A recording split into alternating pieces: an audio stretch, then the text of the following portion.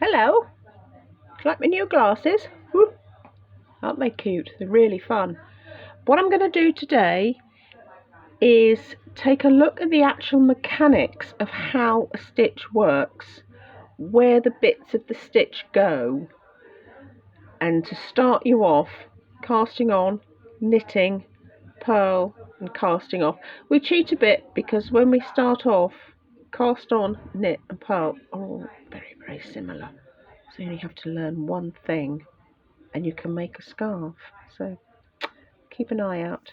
Down a little alley in the heart of Kendal town is a tiny independent yarn shop. Welcome to the wonderful world of the kitten and the goat. This might end up quite a long, slow video because I want to take you through all the tiny little details for when you actually start knitting. So first of all, we're going to make our slip knot. We're going to make the loop from the end that goes to the ball, not the short tail.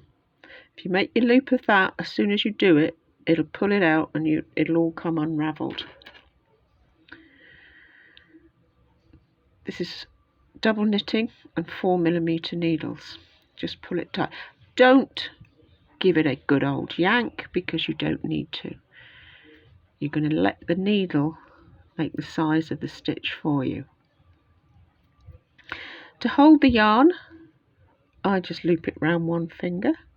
Some people loop it round 2 fingers. Some people do 3.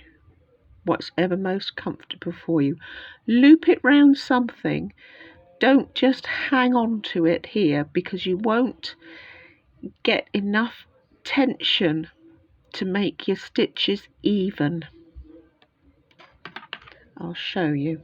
I'm going to cast on first. If you put the point of the needle through there and you've not got any tension on it, you've got a really loose floppy stitch and you're having to do this the whole time, and then you either pull it tight or it's too floppy. You don't need to hang on to it. All you're doing is keeping it away from the work and keeping a tiny amount of pressure on it so that it's flat. I teach the first cast on the same as you would do a knit, so you only have to learn one thing. You put the point of the needle through the stitch, you take this, you wrap around, you pull back through the loop there, bring the point of the needle back, and you put that on there. We're going to do a hard cast on, so we're going to do between those 2 stitches. I've got a new stand here and I can't see what I'm doing, so you have to bear with me. We put that around there. Just pull the needle down a tiny touch so you can see the gap, and the tip of the point brings the stitch through underneath, and you put it on the needle. You can just do a knit. You can just cast on doing it on the one stitch. You'll find it's looser and baggier. That's the only big difference. Doesn't make any real difference at all. It's looser and baggier if you do it like that. So you're putting the needle through that gap, you're wrapping the yarn around, pushing slightly down on the needle so you can see the loop, and the tip of the needle is bringing it through that tip.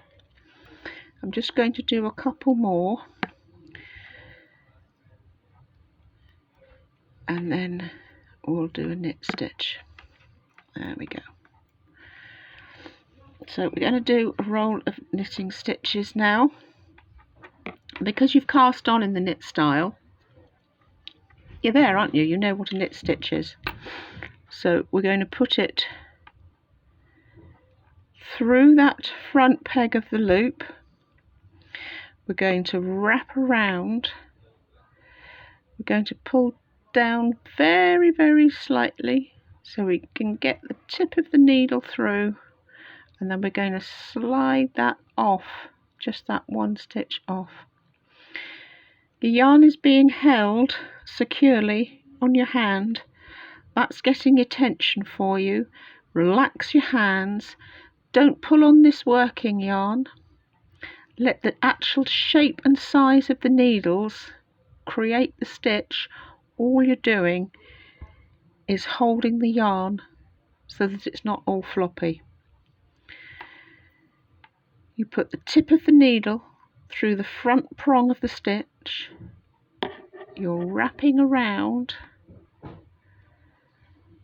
You're lifting down slightly, and as you move down, the tip of that needle will bring that stitch through. Your first row is always going to be a little bit more fiddly than your other rows. There you see, that's where, see the difference? That's where we didn't go through both loops. It's a looser, sloppier stitch. Don't matter, still work. Just doesn't give such a nice tight finish. Okay, we've got to the end. Your first row is always going to be trickier because you've got nothing to hang on to. It's all slippery. Your stitches aren't neatly lined up. Right, so I'm going to do another knit row. When you do a knit row and then another knit row and another knit row, that's called garter stitch. It's very fashionable at the moment with all the bobbles showing, and I'll show you what that means. When you turn round, you don't have to worry about it like crochet. You go straight in the first stitch, round, take that off the needle. Now when you're putting your needle down into the thing, bringing it round, this top bulk of the loop you're putting to the back. See that? You've got the bump at the back and you've got a flat bit on the front. That's what makes the knit stitch. And you just carry on the line like that. The front will come slightly forward, so it's easy for you to grab it with the tip of the needle. And you keep it nice and relaxed so that you're not, if you're struggling to get the point of the needle in here, then your yarn tension is too tight. So you need to relax your hand, get a little bit more looseness. You just want the stitch the size of the needle. Hello. Oops. Right, we had to stop for a customer there. We've got to the end of the knit rows. So we turn round. Now let's have a little think about purl stitches. You've got these bumps here, so let's do purl. With a purl, you're putting the needle upwards into the first prong of the stitch rather than downwards. With a purl, you need the yarn at the front, so you put the needle behind the yarn up in to the loop, bring the yarn around, and it's the same movement in reverse. You're just dropping the point down a little bit to take the loop of the yarn through there and then slip it off. You're putting the point up, you're taking it round, just push down very, very slightly to give yourself enough room to drop that point down through and make the next stitch. We're going up through, we're wrapping around, just taking it through that gap naturally forms in the stitches. Now this time, if you really notice, when we take the needle back to make the stitch, we're bringing the top of the loop, the bumpy bit, to the front. See, you've got a bump at the front this time, and there's nothing on the back. So we're going to go around and down. When you do a row of purl stitches and then a row of knitting stitches and work up like that, it's called stocking stitch. Right, you see the bumps there,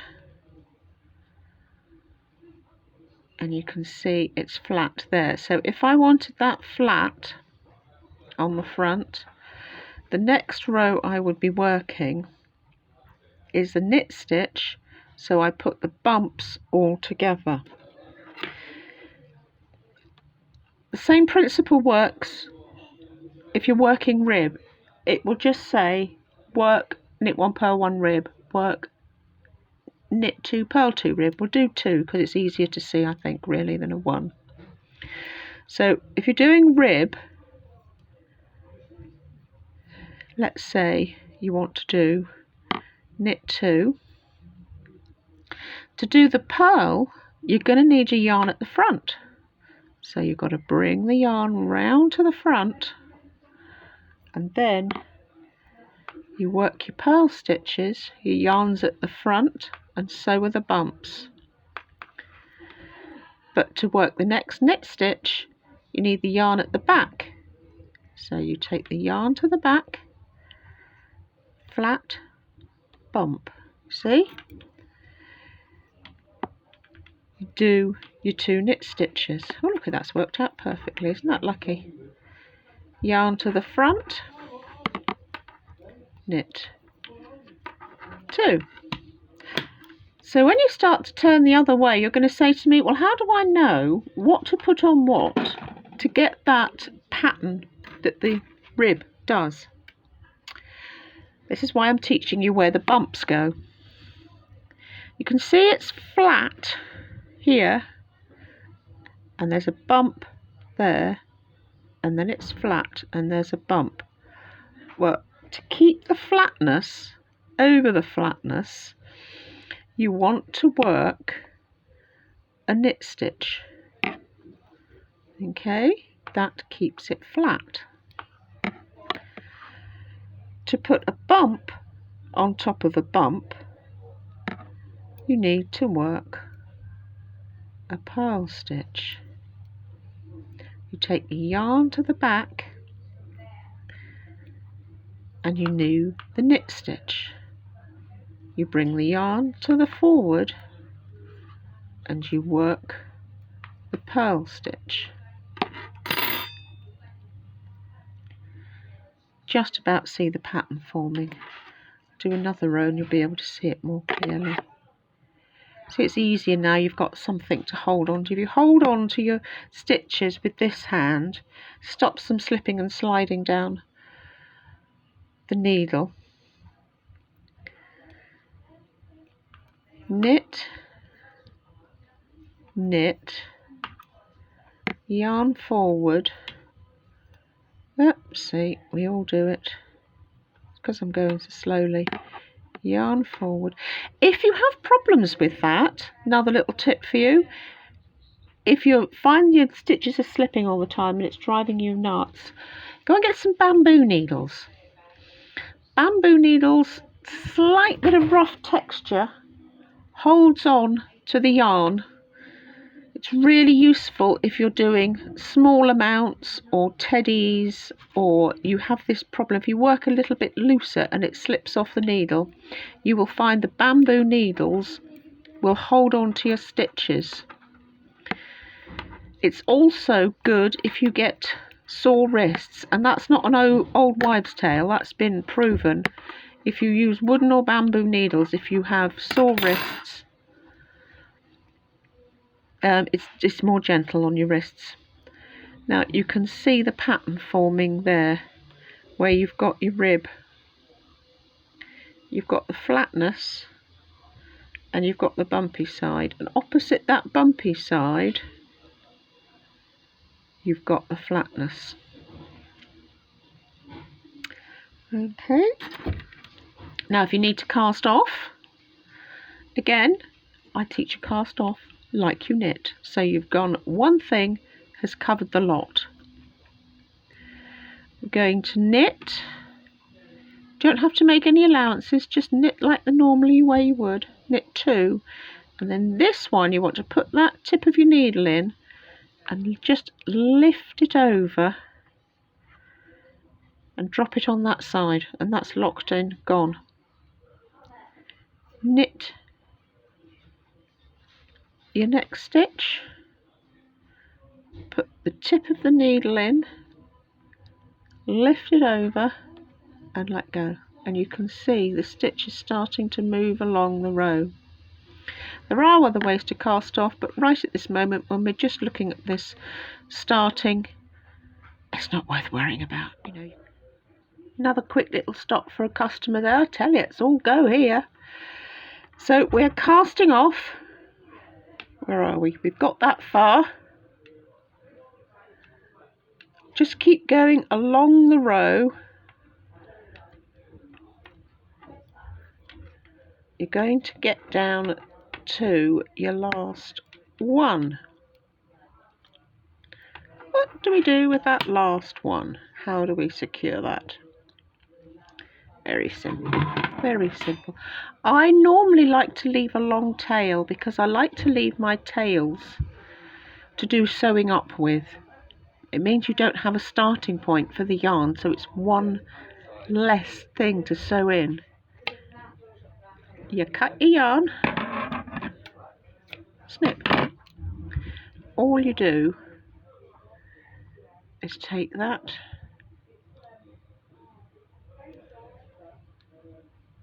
through there and pull it tight. That's your casting off row. Those flat bits, there's your bumpy bits.